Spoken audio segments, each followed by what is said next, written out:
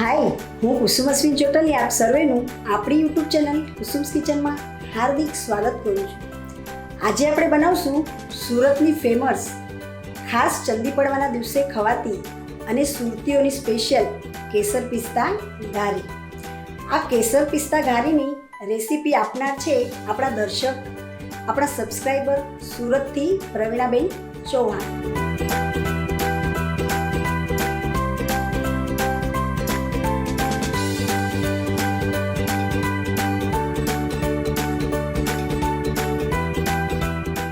કેસર પિસ્તા ઘારી બનાવવા માટે આપણે લેશું 500 ગ્રામ માવો, 300 ગ્રામ સાકરનું બુરું, 150 ગ્રામ મેંદો, 300 ગ્રામ દેશી ઘી, 100 ગ્રામ કરકરો ચણાનો લોટ, 100 ગ્રામ પિસ્તા, 100 ગ્રામ કાજુ બદામ, 25 થી 30 કેસરના તાર અને 2 ટેબલ સ્પૂન દૂધ। સૌથી પહેલા આપણે કેસરને દૂધમાં પલાળી દઈએ।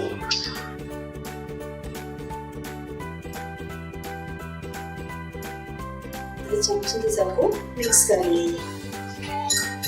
કેસર પલળે ત્યાં સુધી આપણે માવાને અને લોટને શેકી લઈએ। હવે આપણે ગેસની ફ્લેમ ઓન કરી નોનસ્ટિક પેનમાં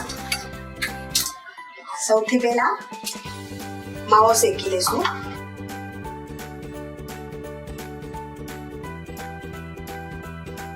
અને ગેસની ફ્લેમ ધીમી રાખશું।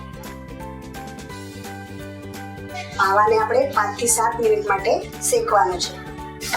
માવાને શેકવાથી માવો થોડો સોફ્ટ થઈ જાય। હવે 5 થી 7 મિનિટ થઈ ગઈ છે, આપણો માવો પણ સરસ શેકાઈ ગયો છે, તો આપણે એને સાઈડ પર ઠંડો થવા મૂકી દઈએ। હવે આપણે ચણાનો લોટ શેકી લઈશું, તો તેના માટે આપણે નોનસ્ટિક પેનમાં 2 થી 3 ચમચી દેશી ઘી નાખી દઈશું।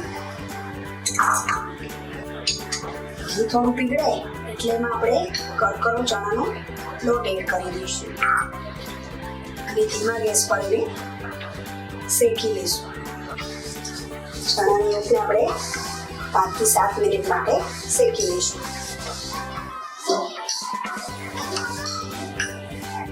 હવે 5 મિનિટ થઈ ગઈ છે, આપણો લોટ પણ સરસ શેકાઈ ગયો છે, તો આપણે ગેસની ફ્લેમ ઓફ કરી તેને પણ સાઈડ પર ઠંડુ કરવા મૂકી દઈશું।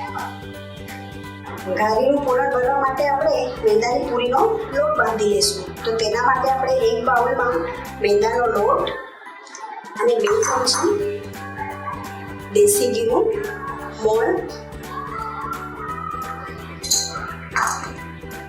અને થોડું પાણી નાખીને લોટ બાંધી લઈશું।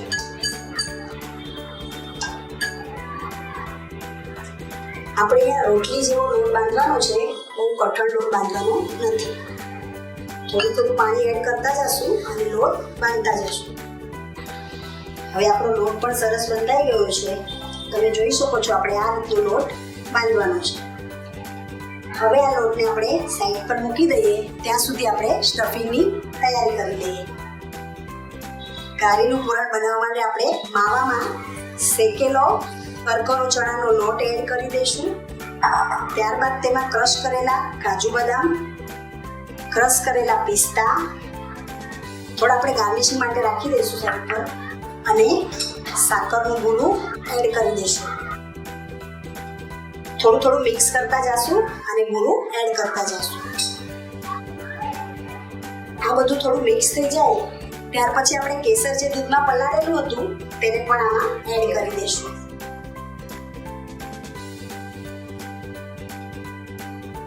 કેસરને પલાળીને નાખવાથી ઘારીમાં કેસરનો કલર ખૂબ જ સરસ આવે છે અને ટેસ્ટ પણ સારો લાગે છે। સાકર તમે તમારા ટેસ્ટ પ્રમાણે વધારે ઓછી લઈ શકો છો। હવે આપણે હાથની મદદથી સરખું મસળી લઈશું। આપણે આ રીતનું લાડુ બને તે રીતનું આપણે પૂરણ કરવાનું છે તૈયાર। હવે આપણું પૂરણ સરસ મસળાઈ ગયું છે, તો આપણે એને સાઈડ પર લઈ લઈએ। હવે ઘારી બનાવવા માટે આપણે આ રીતના લાડવા બનાવી લઈએ। લાડવાનો શેપ તમે તમારી પસંદ પ્રમાણે નાનો મોટો કરી શકો છો. આ રીતે આપણે બનાવી લઈશું. હવે આપણા ઘારી માટેના લાડુ બની ગયા છે, તો એને સાઈડ પર રાખી દઈએ અને પૂરી બનાવવાનું શરૂ કરીએ. આપણે લોટને થોડો ઘીવાળો હાથ કરીને મસળી લઈએ સરખો, અને એને આ રીતે નાના નાના આપણે લુવા કરી લઈએ. આપણે ઘારી માટેની પૂરી બનાવી લઈએ. પૂરીને આપણે પતલી રાખવાની છે. હવે આપણી પૂરી બનાવી ગઈ છે, તો આપણે બનાવેલું ઘારીનું જે પૂરણ છે એને આપણે ઘારી પર આ રીતે મૂકી દઈશું અને એને બધી બાજુથી કિનારીને વાળી દઈશું. વધારાનો જે ઉપરનો લોટ છે એને આપણે કાઢી લઈશું અને આ રીતે એને દબાવી દઈશું અને એને ઊંધી કરીને આ રીતે પટકી દઈશું અને સરખો ગોળ શેપ આપી દઈશું. આવી જ રીતે બધી ઘારી બનાવી લઈશું. હવે આપણે ઘારી માટેનું ઘી લીધું છે તેને આપણે ચમચીની મદદથી ફેટી લઈશું. ઘીને ફેટવાથી ઘી સરસ સ્મૂથ થાય છે અને ઘારી તળાયા પછી આ ઘીને આપણે એમાં રેડી દેવાનું છે. આ ઘીને આપણે 5 મિનિટ સુધી ફેટતું રહેવાનું છે, જેથી ઘી સરસ સ્મૂથ બની જાય. હવે આપણી ઘારી તળવા માટે તૈયાર છે. હવે આપણે એને તળી લઈશું. હવે આપણે ગેસની ફ્લેમ ઓન કરી ઘારી તળાય એટલું ઘી ઉમેરી દઈશું.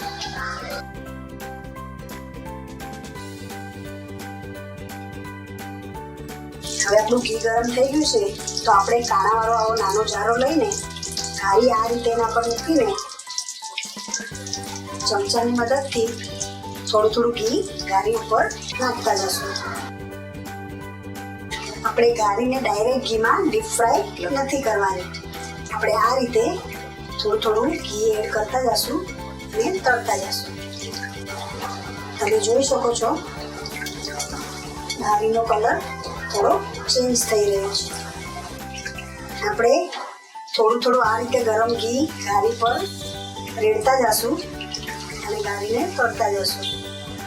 આપણે થોડી બ્રાઉન થાય ત્યાં સુધી આ રીતે ઘી રેડતા જશું. આપણે આ રીતની ઘારી તળવાની છે. આપણી ઘારી તળાઈ ગઈ છે, તેને આપણે એક ડીશમાં કાઢી લઈશું. આપણે આ જ રીતે બનાવેલી બધી ઘારીને તળી લઈશું. આ ઘારીને તળાતા જરા પણ ટાઈમ નથી લાગતો, તરત જ તળાઈ જાય છે. હવે આપણી ઘારી તળાઈને તૈયાર થઈ ગઈ છે, તો તેને આપણે 1 કલાક માટે ઠંડુ કરવા સાઈડ પર મૂકી દઈશું. હવે આપણી ઘારી સરસ ઠંડી થઈ ગઈ છે, તો તેને આપણે ફેટેલા ઘીમાં મોડીને ડીશમાં મૂકી દઈએ.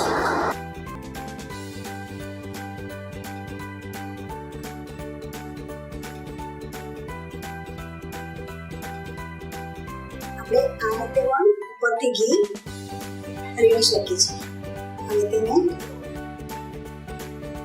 ઉપરથી થોડા થોડા પિસ્તા અને કેસર નાખીને ગાર્નિશ કરીએ છીએ. હવે આપણી ઘારી ખાવા માટે તૈયાર છે. આ સુરતની અને સુરતીઓની સ્પેશિયલ કેસર પિસ્તા ઘારીની રેસીપી તમને કેવી લાગી તે કમેન્ટ બોક્સમાં જરૂર જણાવજો. અને તમે હજી આપણી આ યુટ્યુબ ચેનલ કુસુમ્સ કિચનને સબસ્ક્રાઇબ ન કરી હોય તો જરૂરથી કરી લેજો અને બેલ આઇકન પર ક્લિક કરી લેજો, જેથી તમને નેક્સ્ટ રેસીપીની નોટિફિકેશન મળતી રહેશે. કુસુમ્સ કિચનને તમે ઇન્સ્ટાગ્રામ અને ફેસબુક પર પણ ફોલો કરી શકો છો, જેની લિંક તમને ડિસ્ક્રિપ્શન બોક્સમાં મળી જશે.